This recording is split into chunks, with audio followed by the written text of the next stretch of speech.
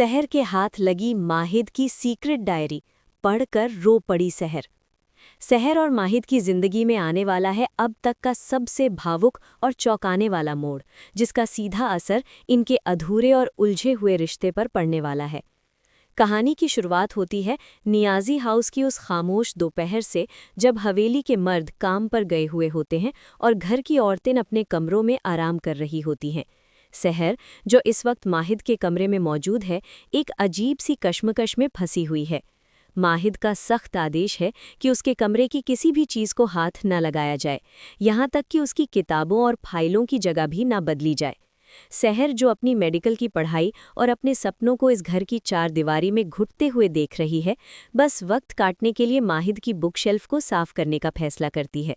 उसका मकसद जासूसी करना नहीं, बल्कि खुद को मसरूफ रखना है, ताकि उसे अपने घर और अपनी आज़ादी की याद ना आए। धूल साफ करते वक्त सहर का हाथ बुक शेल्फ के सबसे ऊपरी कोने में रखी एक पुरानी चमड़े की जिल्द वाली डायरी पर पड़ता है।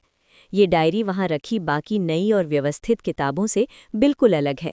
उस पर काफ़ी धूल जमी है, जैसे उसे बरसों से किसी ने छूने की जहमत न उठाई हो।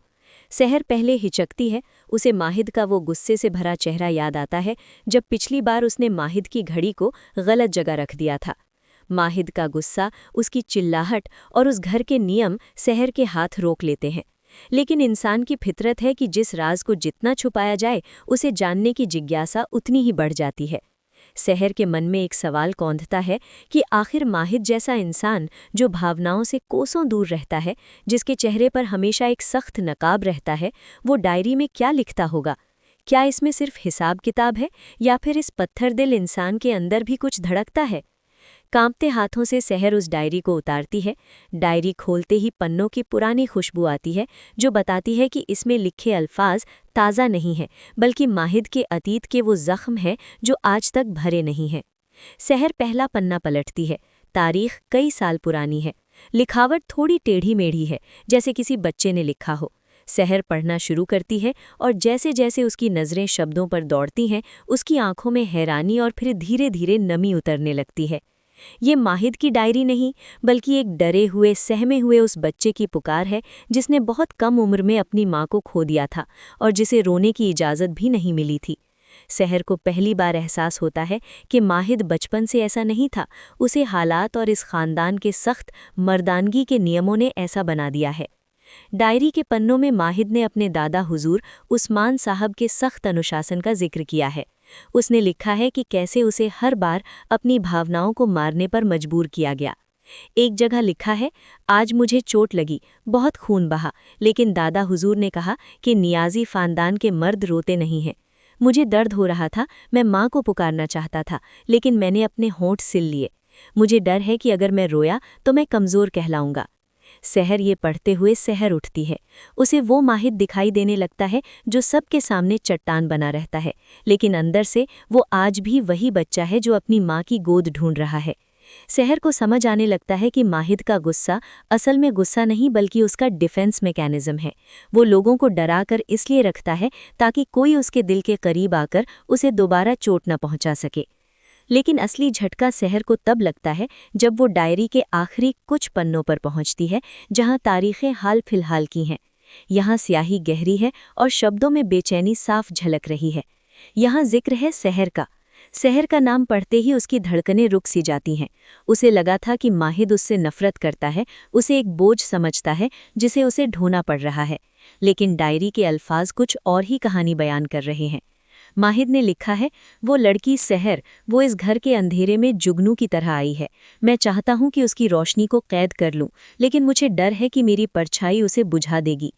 मैं उससे सख्त लहजे में बात करता हूँ, उस पर पाबंदियाँ लगाता हूँ, क्योंकि मुझे डर है कि अगर मैंने उसे छूट दी तो वो भी मुझे छोड़कर चली जाएगी, ठीक वैसे ही जैसे माँ चली गई थी। ये लाइन पढ़कर सहर के हाथ से डायरी लगभग छूटने ही वाली होती है। माहिद का ये रूप उसने कभी सोचा भी नहीं था। वो जिसे कैद समझ रही थी, वो असल में माहिद का अजीब और टेढ़ा मेढ़ा तरीका था उसे अपने पास रखने का। माहिद ने आगे लिखा है, हमारे खानदान का एक श्राप है, हम जिससे प्यार करते हैं उसे ही सबसे ज्यादा दुख देते हैं। मैं अपने पिता जैसा नहीं बनना चाहता, लेकिन आईने में मुझे अक्सर उन्हीं का अक्स दिखता है। मैं सहर को डॉक्टर बनते देखना चाहता हूँ, उसकी आंखों में सपने देखता हूँ, लेकिन मेरी जुबान से हमेशा ना निकलता है। मुझे डर है कि वो बाहर की दुनिया में जाएगी तो मुझसे दूर हो जाएगी।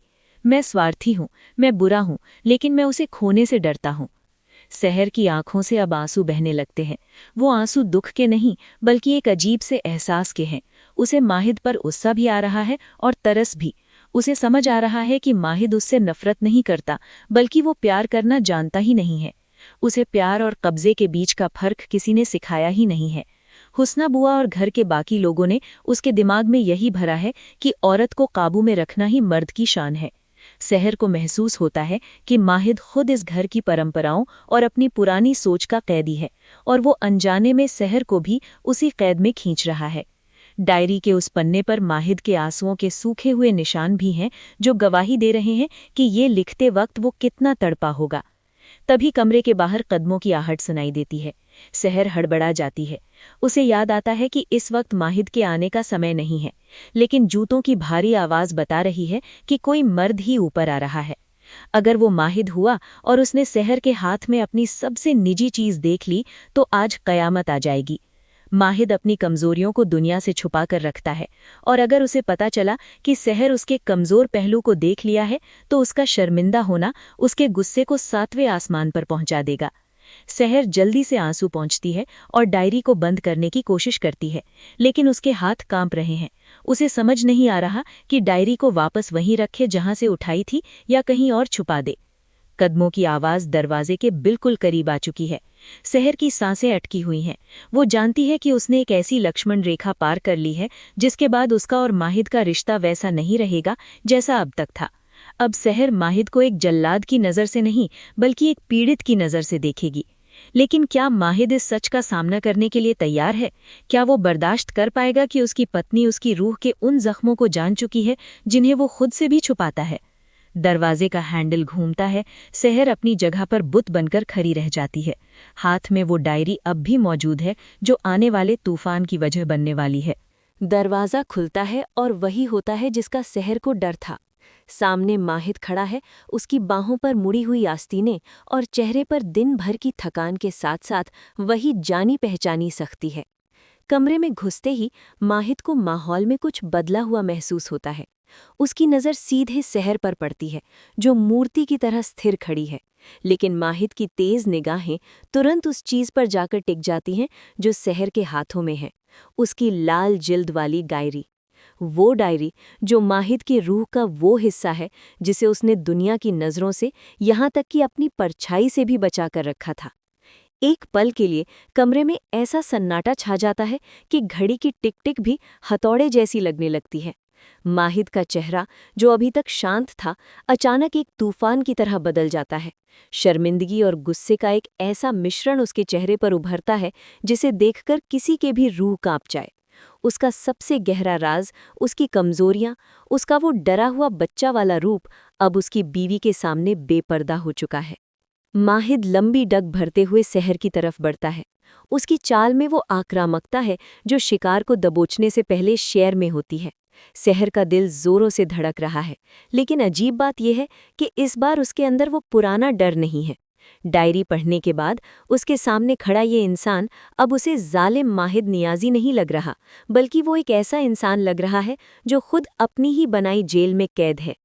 माहिद सहर के करीब पहुंचता है और एक झटके से उसके हाथ से डायरी छीन लेता है। उसकी सांसें तेज चल रही हैं, नथुने फूल रहे हैं। वो शायद सहर पर चिल्लाने वाला था, शायद उसे उस डायरी को छूने की जुर्रत के लिए सजा देने वाला था, जैसा कि वो हमेशा करता है।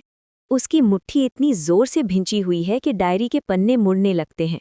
वो अपनी आंखों से अंगारे बरसाते हुए सहर की आंखों में देखता है, उम्मीद करता है कि सहर हमेशा की तरह नजरें झुका लेगी, माफी मांगेगी और डर के मारे कांपने लगेगी। लेकिन यहाँ कहानी एक नया मोड़ लेती है।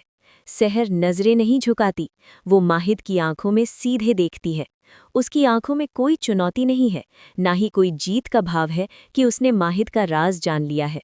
उसकी आंखों में सिर्फ और सिर्फ समझ है, एक ऐसी करुणा है जो माहिद ने शायद अपनी माँ के जाने के बाद किसी की आंखों में नहीं देखी थी।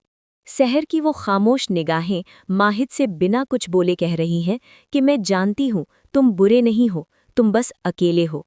ये नज़र माहिद के गुस्से पर पानी फेर देती है।